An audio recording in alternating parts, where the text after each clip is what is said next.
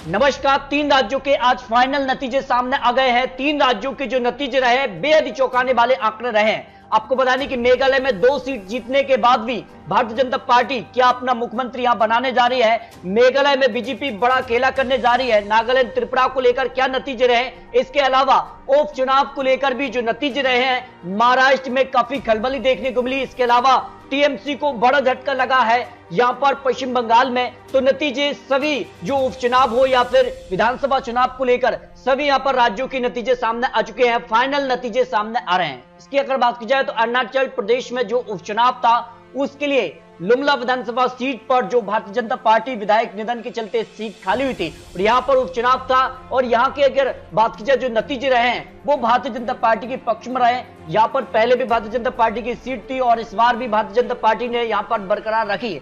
लेकिन आपको बता दें कि खेला झारखंड में हो गया। झारखंड में यहां पर बड़ा बदलाव देखने को मिला।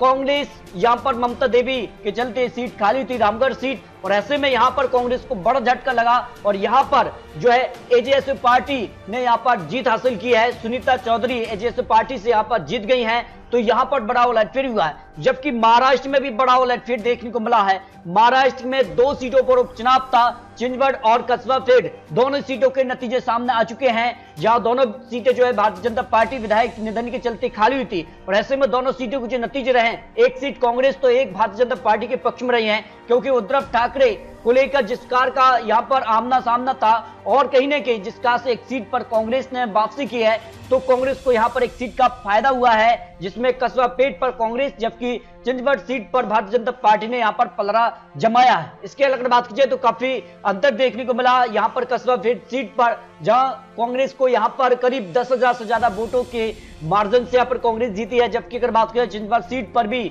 यहां पर कड़ी टक्कर देखने को मिली, लेकिन यहां पर भारतीय जनता पार्टी ने भी करीब 10,000 से 12,000 के वोट के अंतर से यहां पर सीट पर जीत हासिल की है। जबकि आपको बता दें कि तमिलनाडु में यहां पर भी बड़ा खेला हो चुका है और तमिलनाडु की सीट जो ईस्ट सीट थी, इस पर कांग्रेस विधायक निधन के चलते सीट खाली हुई थी और इस सीट पर कांग्रेस ने वापसी की है। तो तमिलनाडु पर कांग्रेस को यहां पर जीत मिली है। लेकिन वेस्ट बंगाल में बड़ा उलटफेर हो गया है और वेस्ट बंगाल की बात की जाए तो टीएमसी की सीट खाली हुई थी और ऐसे में जो आंकड़ा रहा था काफी समय से टीएमसी का पलड़ा यहां पर भारी रहा था, लेकिन टीएमसी को यहां पर हार का सामना करना पड़ा और यहां पर कांग्रेस को इस सीट पर जीत मिल गई। इस तरह से अगर बात की जाए तो 6 सीटों के जो चुनाव नतीजे हैं, जिसमें कांग्रेस सबसे बड़ी पार्टी बनी, 3 सीटों पर कांग्रेस को जीत मिली है, 2 सीटों पर भारतीय जनता पार्टी को जीत मिली और 1 सीट पर आरजेडी पार्टी ने यहां पर जीत हासिल की। इस तरह से 6 यहां पर सीट के नतीजे काफी चौंकाने वाले रहे। इसके अलावा बात की जाए तो 3 राज्यों के जो फाइनल नतीजे सामने आ रहे हैं उसमें अगर बात की जाए तो मेघालय में पेच फंस गया है, लेकिन भारतीय जनता पार्टी ने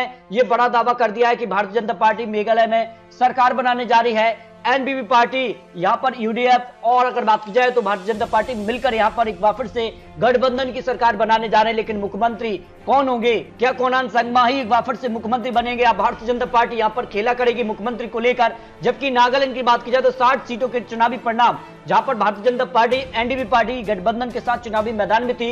एनडीपी पार्टी यहां पर 40 सीटों पर चुनाव लड़ी थी, भारतीय जनता पार्टी यहां 20 सीटों पर चुनाव लड़ी थी। इस तरह से अगर बात की जाए तो यहां पर भारतीय जनता पार्टी गठबंधन को बड़ी जीत मिली। नागालैंड में एनडीपी पार्टी यहां पर 2 सीट, जबकि कांग्रेस का यहां खाता नहीं खुला और अन्य की बात की जाए तो 21 सीटें नागालैंड में मिली। लेकिन त्रिपुरा की बात की जाए तो त्रिपुरा में बीजेपी एक बार फिर से बहुमत हासिल कर गई है। बीजेपी ने यहां पर अपने दम पर 32 सीटों पर जीत हासिल की है त्रिपुरा में, जबकि यहां पर 1 सीट उनकी सहयोगी दल यानी आईपीएफटी पार्टी गठबंधन के पक्ष में गई है। लेफ्ट को यहां पर 14 सीटें, टिपरा मोथा ने यहां पर पहली बार ही 13 सीटों पर जीत हासिल की है और अन्य के पक्ष में 0 सीट गई। इस तरह से त्रिपुरा में बीजेपी ने फिर से कमल खिलाया है। नागालैंड में गठबंधन के तौर पर, त्रिपुरा में बीजेपी ने अपने दम पर सरकार बना ली है, लेकिन नागालैंड और मेघालय में गठबंधन के तौर पर एक बार फिर से यानी जो आंकड़ा 2018 में था उसी आंकड़े को यहां पर बीजेपी दोहराती नजर आई है। जिस तरह से आंकड़ा बन रहा है, इस तरह से अगर बात की जाए तो 3 राज्यों के जो यहां पर नतीजे रहे हैं, उपचुनाव के नतीजे रहे हैं, तो काफी कुछ हलचल जरूर हुई है। इन नतीजों को 2024 के लिए सेमीफाइनल की तरह देखा जा रहा है। तो आपको क्या लगता है, प्रिया रख सकते हैं